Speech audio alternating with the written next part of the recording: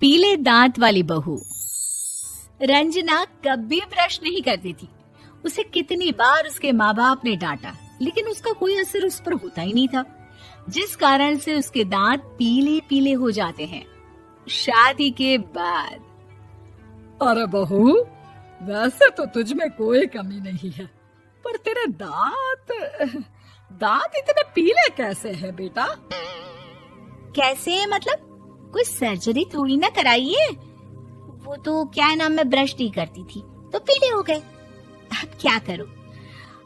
आप कहें तो लाल करवा लूं या फिर काले? यार ये क्या है, क्यों माँ से लड़ रही हो? लड़ रही हूँ? अरे मैं लड़ रही हूँ या ये बोल रही है कि दांत पीले हैं, पीले। अरे तपस्या थोड़ी ना की है इन्हें पीले करने के लिए। बकायदा ब्रश नहीं किया है 20 साल तक, तब जाकर। छी, कैसी बात कर रही हो?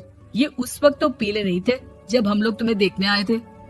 अरे तब साफ करवा लिया होगा डेंटिस्ट के पास जाकर। अब देखो कैसे पीले पीले लग रहे हैं। रंजना सास की तरफ गुस्से से देखती है। फिर शुरू हो गई पीले पीले पीले। अरे पीले तो तब भी थे जब मेरे हाथ का रसगुल्ला उड़ा उड़ा कर खा रही थी और बोल रही थी, लड़की नहीं गुणों का खजाना दे रहे भाई साहब आप। खैर, अब वो लोग करते भी तो क्या करते, पीले दांत वाली बहू पल्ले पड़ी थी तो झेलना तो था ही। एक दिन कीर्तन में रंजना गाना गा रही थी। अरे कमला बहन, माँ का द्वार है, यहाँ तो सब शुद्ध होकर आते हैं, फिर अपनी बहू को ब्रश भी नहीं करवाती तुम। दूर से पीले पीले दांत भक्ति में बाधा उत्पन्न कर रहे हैं। अरे कोई 2 साल की बच्ची थोड़ी ना लेकर आई हूँ मैं बहू बनाकर। अच्छी खासी लड़की है, अरे कैसे करवाऊं ब्रश? ये तो उसे खुद करना चाहिए ना।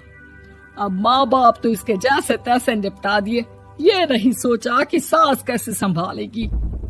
सास बहू को लेकर घर आ जाती है, लेकिन सोच लेती है कि अब इसे लेकर कहीं नहीं जाएगी। अगले रोज बहू कहती है, अरे क्या हो गया, मंदिर नहीं जाना क्या? कीर्तन का वक्त हो रहा है। मेरी मधुर वाणी से कान्हा जी जागते हैं और सोते हैं। आप तो जानती है ना उनकी भक्ति में कितना मन लगता है मेरा। वो क्या है ना, तबीयत ठीक नहीं लग रही है मेरी, आराम करूंगी मैं। तबीयत ठीक नहीं लग रही? अभी तो मिथुन के गाने पर नाच रही थी आप, और अब बोल रही है कि तबीयत ठीक नहीं लग रही। अरे भक्ति में मन लगा लो सासू माँ, ऊपर जाना है, क्या मुंह दिखाओगी आप? हाँ? सास को बहू की बात पर गुस्सा आ जाता है। मैं क्या मुंह दिखाऊंगी, इसकी चिंता तो ना कर, समझी? अपने मुंह की चिंता कर, जो ये पीले पीले दांत लेकर हर जगह पहुंच जाती है। पता है लोग कितना मजाक बनाते हैं। ना जी ना, मैं नहीं जाना कहीं तेरे साथ। तो ये बात है, कोई ना, मत जाओ, मैं अपने कमरे में ही बैठकर भक्ति कर लूंगी। ऊपर वाला दांत थोड़ी ना देखता है, मन देखता है, भावना देखता है।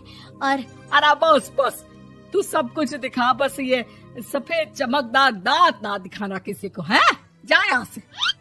बहू को सास की बात का कोई फर्क नहीं पड़ता, वो तो जैसी थी वैसी ही रह जाती है। सुबह नहाकर किचन में खाना बनाना, फिर खाना खाना, कीर्तन भजन करना और सो जाना। एक दिन, माँ जी मैं सहेली के घर जा रही हूँ, शाम को लेट आऊंगी। हाँ हाँ तो जाना, मैंने कौन सा तेरी आरती करनी है घर पर बैठकर। रंजना सहेली के घर जाती है, जहाँ वो पार्टी में जाने की तैयारी कर रही होती है। अरे शिखा, कहाँ जाने की तैयारी कर रही है? मैं गलत वक्त पर आ गई क्या? अरे नहीं यार, उल्टा सही वक्त पर आ गया। मैंने ये साड़ी और ज्वेलरी निकाली है यार, शाम को इनके ऑफिस की एक पार्टी में जाना है। बताना कैसा लग रहा है ये सब? नहीं यार, इस ड्रेस के साथ तो वो वाली ज्वेलरी अच्छी लगेगी। हाँ हाँ सही बोल रही है, मैंने ध्यान ही नहीं दिया। वैसे तो हमेशा से मस्त फैशन सेंस रखती है। तो बड़ा जाती होगी ना पति के साथ पार्टी में। रंजना कुछ नहीं बोलती, बस सोचती है कि यार काश ये बात सही हो जाती, पर मैं क्यों नहीं जाती पार्टी में? क्या इन लोगों की कोई पार्टी होती नहीं होगी? रंजना घर आती है और रात में पति से सवाल करती है, एक बात बताइए, आप मुझे किसी पार्टी में क्यों नहीं ले जाते? क्या आपके यहाँ ऑफिस में पार्टी नहीं होती? पति बेचारा क्या कहता कि दांत पीले हैं तुम्हारे इसलिए। अरे कोई पार्टी होती नहीं हम लोगों के ऑफिस में, तो कहाँ से लेकर जाऊं?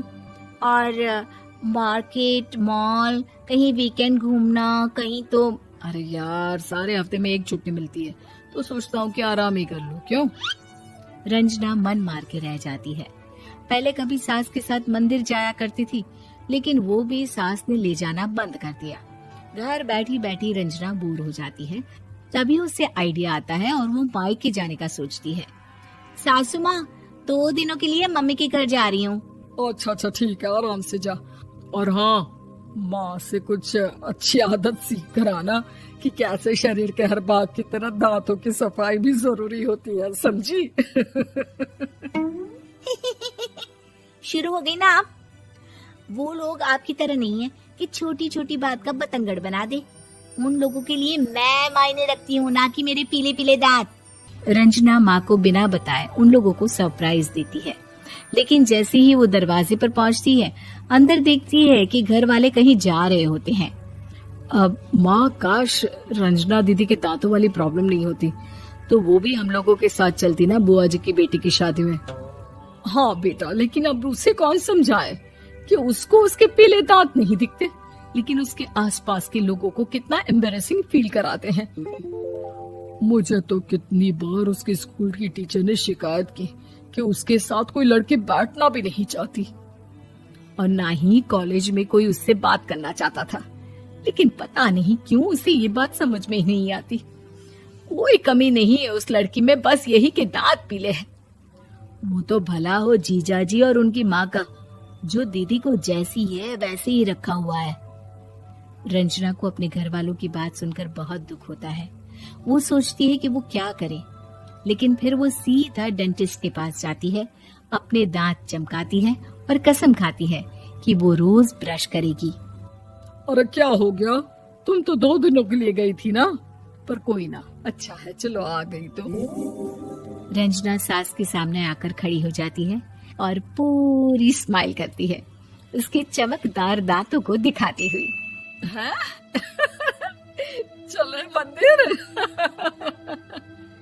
माँ, मुझे माफ कर दीजिए, मैंने आप लोगों को बहुत एम्बैरेसिंग फील करवाया। मैं आज से रोज ब्रश करूंगी।